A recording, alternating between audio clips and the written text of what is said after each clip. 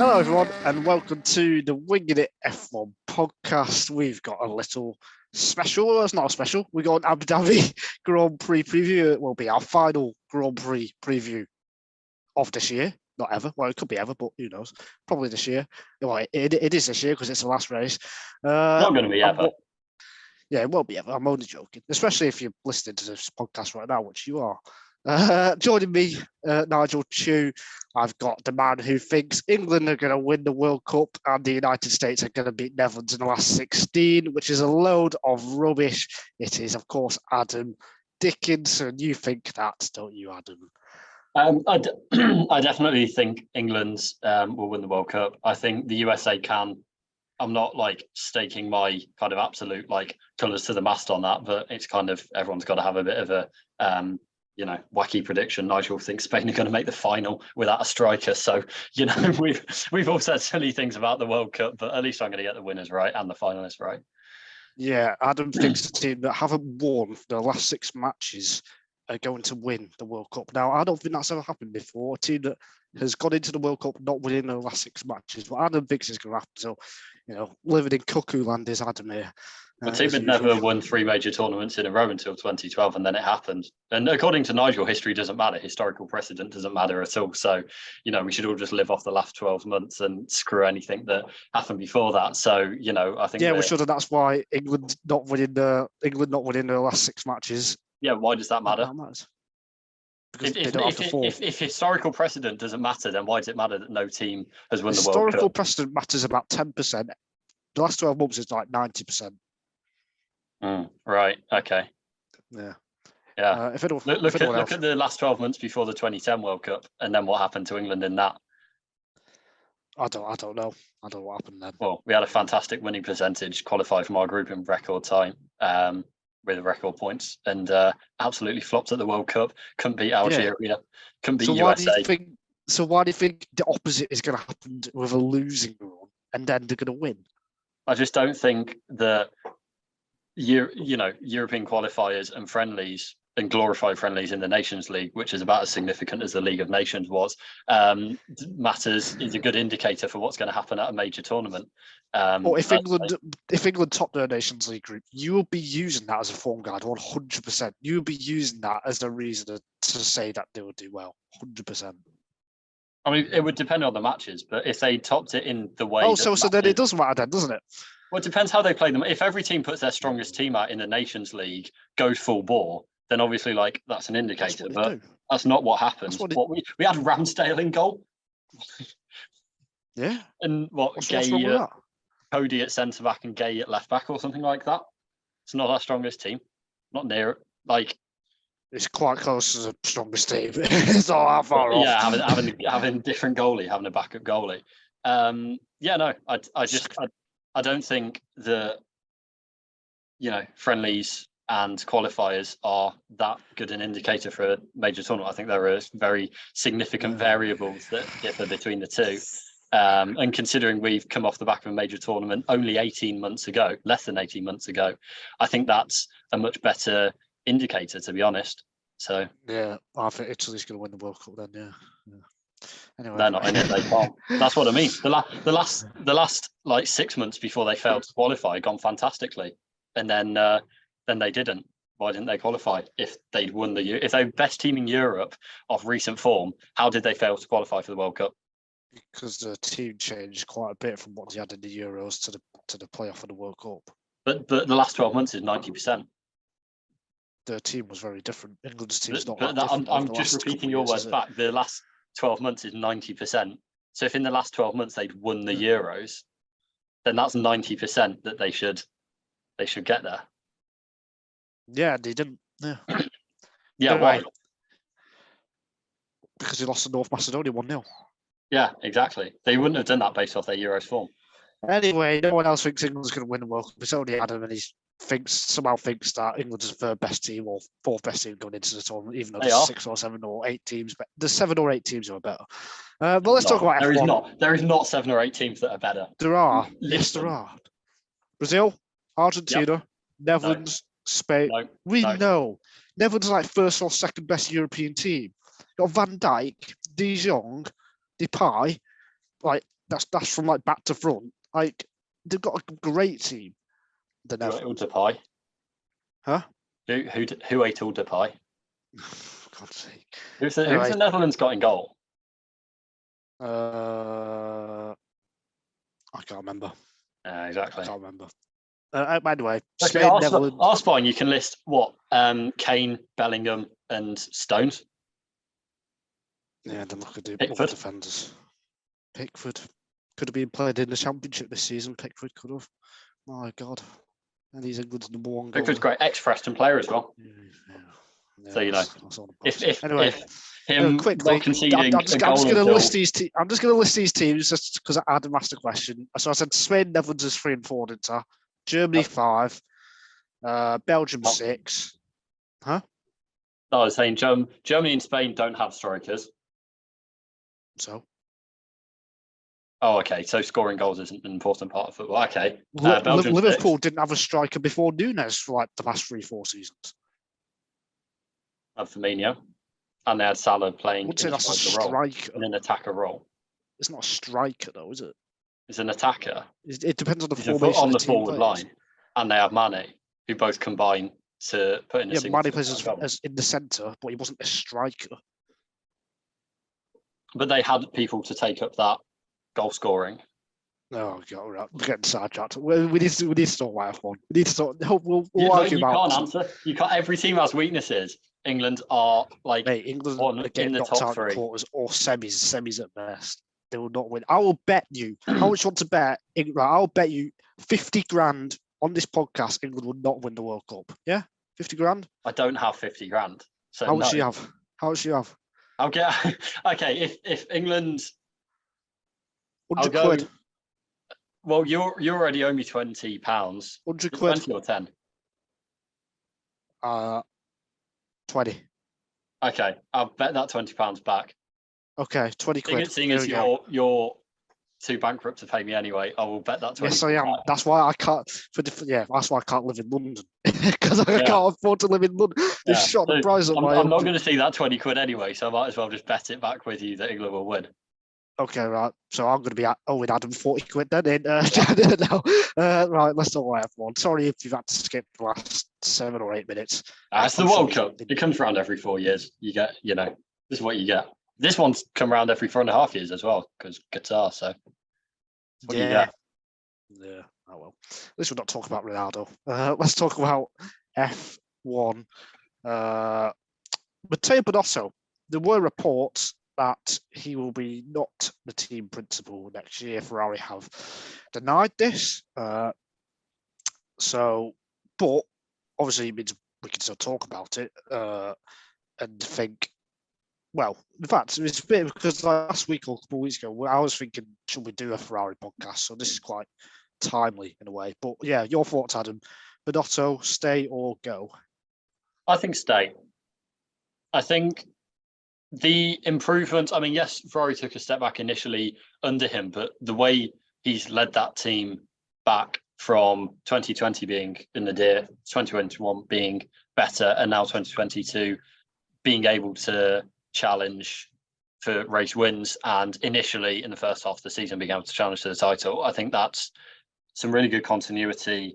And yes, there are things that they need to fix, but I think they can fix them with Binotto in charge. I think adding, having another kind of reset in terms of leadership isn't what they need right now. I think they're a lot closer than they maybe think. So yeah, I think the direction Binotto has got them going is a good one, and they shouldn't walk away from that.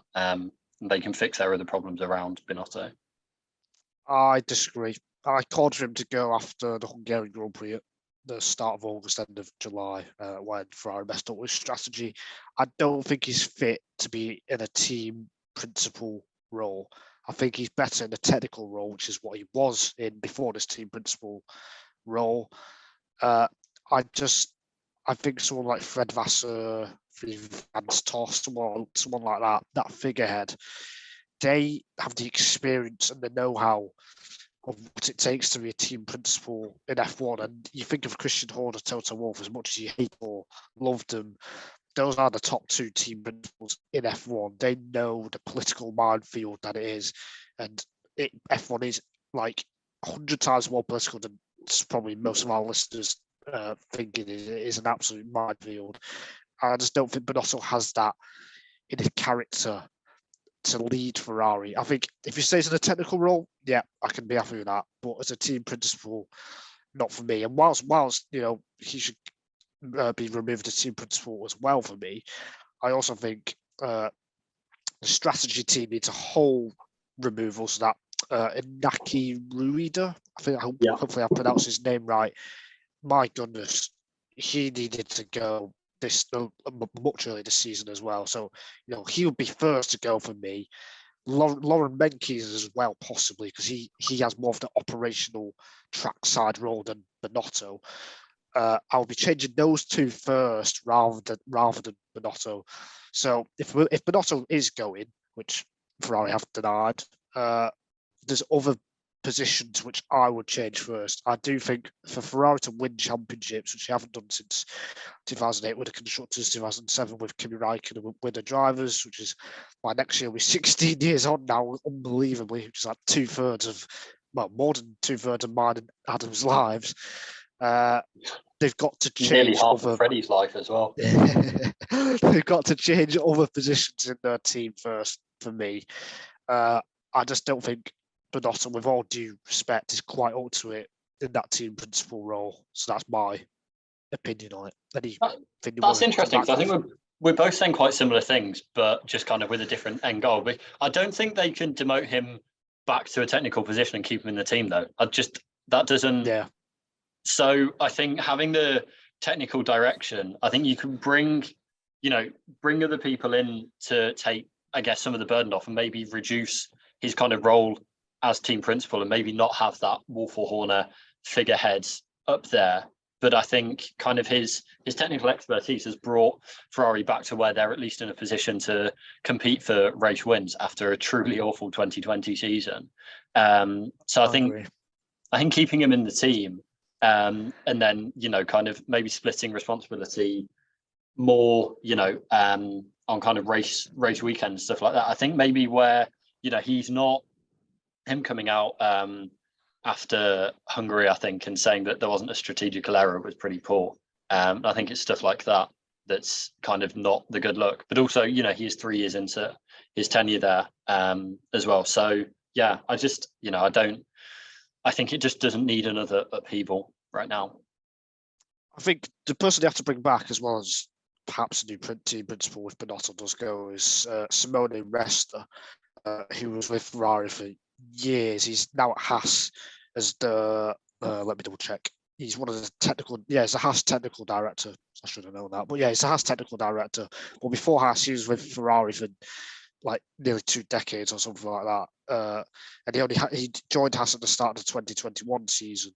So he, would have been during his latter years during the 17, 18 years when Vettel was challenging for a bit for the title, he was key to those great cars that he made, and also part of the recovery car for 2021 because they were building the car in 2020, if that makes sense. He would have been a big part of that. So I think him and Binotto, in a way, technically led the team during that really tough season they had in 2020 when obviously the power unit fuel private settlement agreement thing was going on. So I think he needs to come back from Haas to Ferrari. But yeah, I just don't think the Ferrari team right now, I mean, it's always been the case with Ferrari. There's that fear there. And I think Binotto, he's not living up to the pressure, I'll say. I think that's my main worry with him.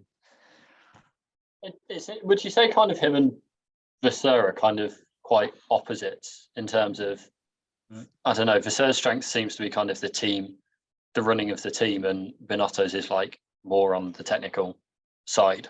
Yeah, I'd agree. I mean, Vasseur's a bit like Horner in that sense. Horner's not exactly the most technical person, is he? But he knows what to say to the media. Yeah. But Horner knows what to say to the media. He knows the political games you have to play behind closed doors. So yeah, Vasseur is always in that category with Wolff and Horner. And I think that's what Ferrari. Well, that's what you need in modern F1. I think Total Wolff, what he's done over the last 10 years or so, he's played things very well, in my opinion, with what regulations should happen in F1, the direction sport should go, that kind of thing.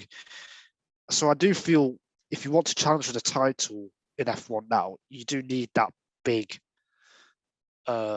figurehead. Like the McLaren, they've got Zach Brown, for instance, like Andre Seidel. He's a bit like Binotto on the technical side, but then you got Zach Brown there, who is in all the meetings and can give McLaren's opinion, that kind of thing. Whereas Ferrari, above Binotto, there's no one else who like screams at me because they're not at the track or whatever. So yeah, that there's a bit of a structure problem, I think, with Ferrari. The strategy mistakes we've seen from that, I think, all come from that structure because they're not quite up to scratch with it yet, which is a shame because they did have the car in the first half. Well, do you think if they don't get Resta back and they don't have Binotto there, and there's not that kind of established technical presence, and there's Vasseur there, who, as we said, is more hands-off with the car, like, do you think they can challenge in terms of, putting the car out on track in the first place? Because, you need to have that, maybe not Adrian Newey exactly, but you need to have kind of that figure there to be able to challenge in the first place. I think for next year, they'll be fine because next year's car will be mostly done anyway. But then it's just after that. I guess because if next year's car is really good, then they can like build off that. It makes it easier to. But say if next year's car isn't an improvement on this year, then they could be in a bit of trouble in that sense because they don't have a Binotto or they don't get Resta back, like you said. But even if next year's car is good, then they still won't have that experienced head, kind of proven head to know where to develop it for next season and know kind of which bits to build off and which bits to replace in the first place. So I think it's trading off, but I think fundamentally you need, like, obviously you want to have both, but fundamentally you need to have a good car to put yourself in that position. And I think that's just kind of the worry there, is that they won't have that. But there'll be new people coming through as well. So yeah, exactly. Yeah, and I'm sure there's people who have, we don't know the name. Like, this is the thing with F1, isn't it? There's up to 1,000 people working with a team. Yet there's a team members, even us as like diehard F1 fans, we can't name 985 of them, kind of thing. Yet those 985 people have all played their part to make a car. So it just depends on the intelligence of all them. It's just a shame they don't get the coverage and that kind of thing. But, it'll be interesting to see what happens. I do feel like these reports must have come from somewhere, and we saw Leclerc as well in Brazil with all the sarcastic radio comments and that kind of thing. It does feel like something is going to happen to me during the off season. I think that can be changing people under. I mean, like you said, people like Rueda, changing people under Binotto and keeping him in, and then maybe if things haven't changed by this time next year, then there'll be more of those conversations. But I think we're both kind of saying similar things, but I'm coming of it from the basis that, like, you need to have a good car first, and then get everything else in line behind that, and you're going the other way, that you need to kind of have the team operation first, and then whatever car you have, deal with it from a world-class team operation. So I completely agree, and I think my first point was Binotto should go back to his technical role, but I think, like you said, he's not going to do that. He can't go back to it, or like he's highly unlikely to do that. So, and I agree with that as well. I don't think he would go back as well. So it is all or nothing for him, it feels like. But if something does happen, which it might or might not, we don't know. We will be here to discuss it along with Freddie Coates, of course, who's just having a little rest this week. Shout out to his Twitter, Freddie Coates 1999. What's on at it? I won't say ours because you already know them if you're fans of the podcast. Or if you're watching this on the screen. Or if you're watching it, yeah. Or if you're listening, just go and watch it, because then you can see our faces and what we're wearing. I'm representing a team that isn't at the World Cup, which is about 200 odd countries. So you can have a guess which one that is in the comments. Oh no, you can't comment. You're already watching, so you'll see. Silly. And if the only team to go unbeaten in the 2010 World Cup. So if anyone knows that, then well done. it's not Spain because they lost one of their group games.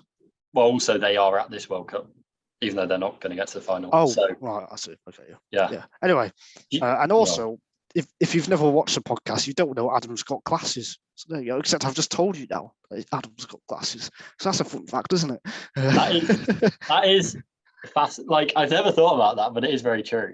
I listened to a BBC Sounds podcast about, it was like an investigative thing into someone who basically sold like a Ponzi scheme cryptocurrency and sold it to like millions of people. It was really fast growing, but it was all built on nothing basically. And it's called The Missing Crypto Queen. So I would recommend that. But I then went and looked up the person who did it afterwards, Jamie Bartlett, and he's very different to how I imagined. So, people don't know that I have glasses, but now they do. So we've done a public service there. We are always doing the public service. That's why this podcast is free, unlike most things which are not nowadays. Let's talk about the Abu Dhabi. Well, yeah, that as well. Let's talk about the Abu Dhabi Grand Prix. Final race of the season. Adam, Sebastian Vettel, his final race ever in F1 unless he makes a shock return. Are you emotional about that? Obviously, I'm not, because I don't get emotional about things like this. But are you? You didn't need to say the like this, to be honest. In fact, I might cut it out in the editing because I don't get emotional. I do get emotional, man. I do. This whole bit is being cut though, so it's complete waste.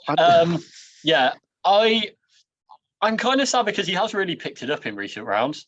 Like it feels. I think in the middle of the season, it felt like this is the time as Nigel takes a sip from a Union Jack cup that may or may not have been sent as a present as for being a member of the BNP. We don't know that. I'm not saying that, just to be clear. I'm absolutely not saying that. Back to Vettel. I think London 2012 book, mate. I'm sorry, I've got to start. It's London 2020 Olympics. Can you see? There you go. Oh yeah. Well, there we go. Now we know. But this is what happens when Freddie isn't here to ground us. This is just complete chaos. It is. What were we talking about? Vettel. He seems to have just picked it up over recent rounds. I mean, all of the Americas rounds he's been strong. And while in the middle of the when did he announce his retirement? Was it in the summer break after Hungary? Yes. Yeah. Just before Hungary, because Alonso announced his thing after Hungary. So just before Hungary. Yeah. At that time it kind of felt like it's the right time for him to go. But now he's actually picked it up. And it kind of feels like he could have a bit more to offer. He could carry on for another season. Also, now Aston Martin seem to have, got their car heading in the right direction for really the first time that I can remember as Aston Martin. Which is great for Alonso coming in, but kind of a bit of a shame that Vettel won't be able to, make the most of that. So it's kind of sad because I think he could do a job, but equally, he clearly feels like it's the right time for him to go and direct his efforts outside of F1, which is a very noble aim, and wish him the best success in that. But I really hope he can, sign off with a great Abu Dhabi Grand Prix, and it's not a David Coulthard moment, which is ironically the driver that he replaced at Red Bull. So that'll be funny. Yeah, for those who don't know, David Coulthard crashed at the second corner in this final race in 2008 for Brazil, which was remembered running for a charity livery. One corner. And also, it's actually quite because Jenson Button as well. He retired mid-race in Abu Dhabi 2016, and then you've got people like Hulkenberg, and on his return in Monaco, he didn't make it. Yeah. It was a hit with Verline. Did not finish 10th in that? Did not carry on and finish 10th? I don't think so. Oh, for some reason, I thought he carried on, but I actually know he can't because of that damage. I can't remember. Whilst Adam checks that, but there's a couple of other instances where drivers retiring in the final race, which is a bit sad. Hopefully, Vettel is not one of them. Have you got an answer, Adam? If not, I can carry on talking, which I'm going to do. I have got an answer. Firstly, in 2017, the Russian Grand Prix was 2 races before Monaco. So it was in the European leg, which I'd completely forgotten. I do have an answer. He retired the crash from Verline on lap 57. But I think he was running outside the points anyway. Yeah, that's why I went for the move. Yeah, it'd been a bad strategy call or something like that, and he got stuck behind. So yeah, it wasn't. He had two bad ends to his career, F1 career. You know what we should do, like over the off season, if we have time, or in the future, we should like do a podcast on like seasons in the past, like 2018, 2019, 2017, 2008, 2012, that kind of thing. That'd be well good. If you want that, let us know. Comment, message, which no one ever does. But I've just had to say it. Well, yeah, we should do that, shouldn't we, Adam? Yeah, I mean the problem is like seasons just blur into one. Apart from like really, really standout ones. In my head, they just like kind of a lot of the Mercedes years, like 2017 and 18 are just like one thing as far as I'm concerned. Really? So yeah, I don't know. It's just I think my long-term memory isn't so good. So your memory in general is pretty poor, mate. Mate, your memory is awful because you only remember the last 12 months and everything else you don't need to remember apparently, apart from 10% of it. My F1 season knowledge from 2007 till now is very strong, I would say. I think only Freddie could beat me, I reckon. I think that'd be a good episode, actually. A nerd off. A nerd off. Yeah. Yeah, I think Freddie's the only person who probably... Like, I'm not being arrogant or anything. I'm just being saying what I think, which is what I always do. But are you on about, like, everyone in the world? Are you, like, saying not everyone in the world. Top two with F1 knowledge in the world? Well, what I will say is, I will say, sometimes we give our opinions on this podcast, and they are more, let's say, honest or better than what you sometimes see on TV. I will say that. Or, like, we analyse things better. I'd say. I genuinely think that. We just know. I'm not saying we know more, but maybe I don't know. Maybe we discuss it more or something. I'm not sure, but I do think that. I think we also have kind of different experiences. I mean, like if we don't like watch it together, we kind of come from different like F1 watching backgrounds, I guess. So yeah, I think in terms of like who we supported as kids, like when we started watching stuff like that. I think there's kind of that aspect where there's more of a like spread than say journalists who are in the paddock and kind of all watching it from the same position, which like isn't to put I really like, especially F1 Checkered Flag or the BBC Checkered Flag podcast is my favorite other F1 podcast. But I think maybe we've got a bit more diversity of F1 viewing to help that. Yes, I'm not going to make a joke. Right, there's a few championship battles to talk about. Obviously, not the third place, but for second place, Charles Leclerc and Sergio Perez are tied on points. Red Bull say Verstappen, or they will do everything to help Perez after what happened on Sunday with Verstappen. Do you think Verstappen will actually help, though? No. I don't. I don't. Maybe I certainly don't think he'll go above and beyond. Like maybe if it's the same position as last race, then he might.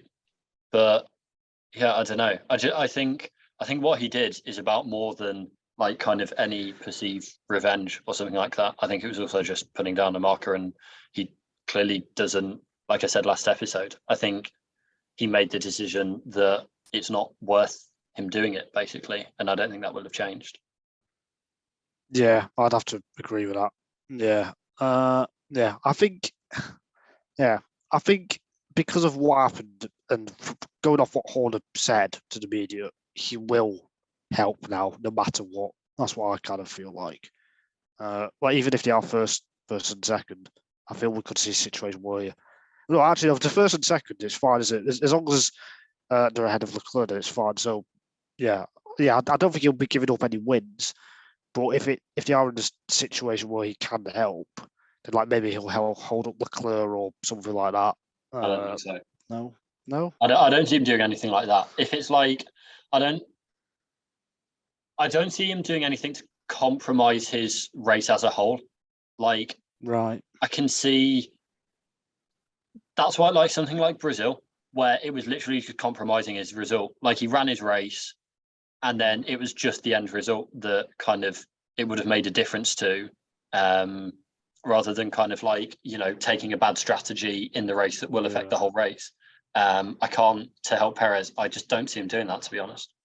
And thinking about it, say if he's ahead and Perez is ahead of Leclerc, then it doesn't matter. Or even if Perez is behind Leclerc, what can Verstappen do? He can't really do anything other than back Leclerc away. But I don't think he would do that. Well, yeah, that's what I mean. Or like, if Leclerc's ahead and has pitted and Perez is copying Leclerc's strategy, Verstappen, it's a situation like Abu Dhabi last year, but flipped, where Verstappen could like go long, wait for Leclerc to catch up and slow him down. I don't really see him doing that. Yeah, I agree. Do you think Leclerc or Perez is going to get second? I don't know, because the Red Bulls just look so much better. And the fact that the kind of fight has gone this far, I mean, I think Perez will get it. I think Perez will get it.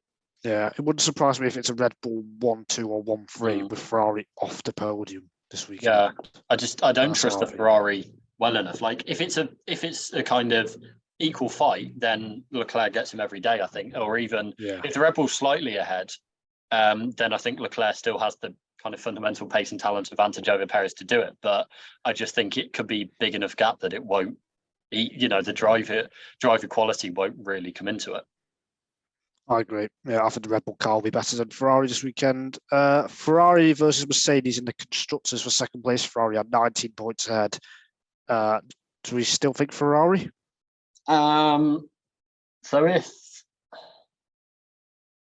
if Mercedes were like say third and fourth, and Ferrari were fifth and sixth, that wouldn't be enough. Mercedes, even if Mercedes got a 1-2, they would get 43 points. So Ferrari would need 24 points, which is like a third and a fifth, which is doable. And that's if Mercedes get a 1-2. Yeah, so, no, I don't think so. There was a point in Mexico where they would have gone up. That was when Ferrari were way down the order, where Sainz was down, and then I think, I don't know. Yeah, if one of the Ferraris retires, then it's maybe on. But then would Mercedes beat Red Bull? No, they would need to win, wouldn't they? If one of them retires and Mercedes get third and fourth, then that would be 27 points. Yeah. So then it'd be 8 points. So that, I mean, it's possible. Like if Ferrari are having if like one retires and the other is having a bad day, or like, I think it's like possible. But I think if both Ferraris finish, then no. I agree. Yeah, so we both think Ferrari for that. Alpine versus McLaren. Alpine are 19 points ahead as well of McLaren after a very strong weekend in Brazil. That's going to be Alpine, isn't it? And like McLaren would have to have their best weekend of the year by margin. Yeah, I think McLaren will have the better weekend, because that's kind of how it's gone generally. That there's like no team has kind of had that long a stint, but yeah, it's not. I think Alpine will be stronger. I think the straight line, I think, suits the Alpine. I think the engine's very good, but it's not breaking down or blowing up. I think Alpine will still be ahead. I don't know.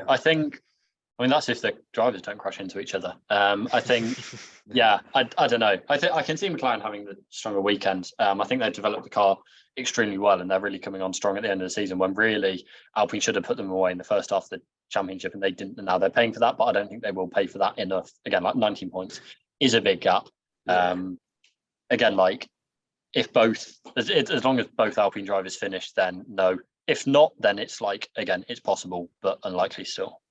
I agree. Alfa Romeo versus Aston Martin for 600 constructors. Alfa Romeo are 5 points ahead, but 5 points, like, there's still, Aston Martin is still going to have to get an 8 or a 7 or something like that to put pressure on them. Do you see that happening? Vettel's final race, Lance Stroll?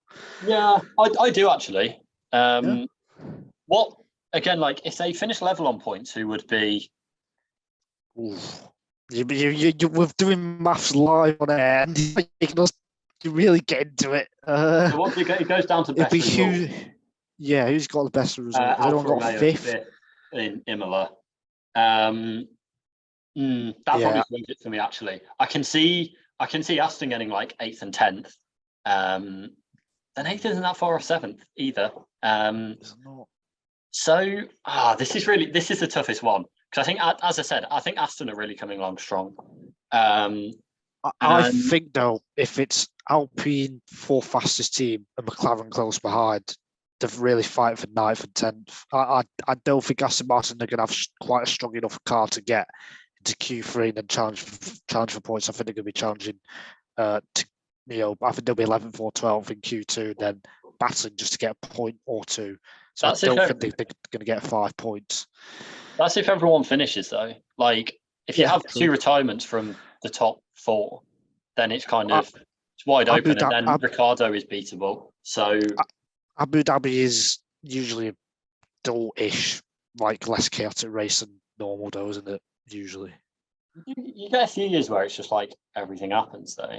Not really. You just get, I don't know, you just kind of get cars reaching, it's last race of the season. You do get some cars going down. I don't know. I can see it. I think I'm going to say Alpha just because if it's a draw, then they have the upper hand. That's all I'm basing it off. I think Alfa Romeo will do it on points. I think Aston Martin will struggle to score more than 5 points. In the McLaren Alpine battle, if they're level on points, McLaren will get it because of Norris's podium. Just a little marker. Yeah. That would be mad if McLaren end up tied on points with Alpine. And then the other key battle was Haas versus AlphaTauri for 8th in the constructors. Of course, all this matters because you get more prize money, but then you get less wind tunnel time next year. Haas are 2 points ahead of AlphaTauri. AlphaTauri haven't scored for the last couple races though. So do we? Yeah, I think Haas they've got the advantage. No, I don't think either of them are going to score points. I think AlphaTauri have been so disappointing this season, and obviously that's not a contentious point. But I just don't see either team scoring. I agree. So after lots of disagreeing on stuff that isn't about F1, we've agreed on the things that are about F1. That's just mine and Adam's lives, sporting lives and opinions as an insight into that. This podcast. Thank you for listening. We'll be back with Freddie after the Abu Dhabi Grand Prix and after the first World Cup match, of course, on Sunday. So my thanks to Adam. My thanks to you for listening. We'll see you next time. Bye. Nothing. No goodbye. No.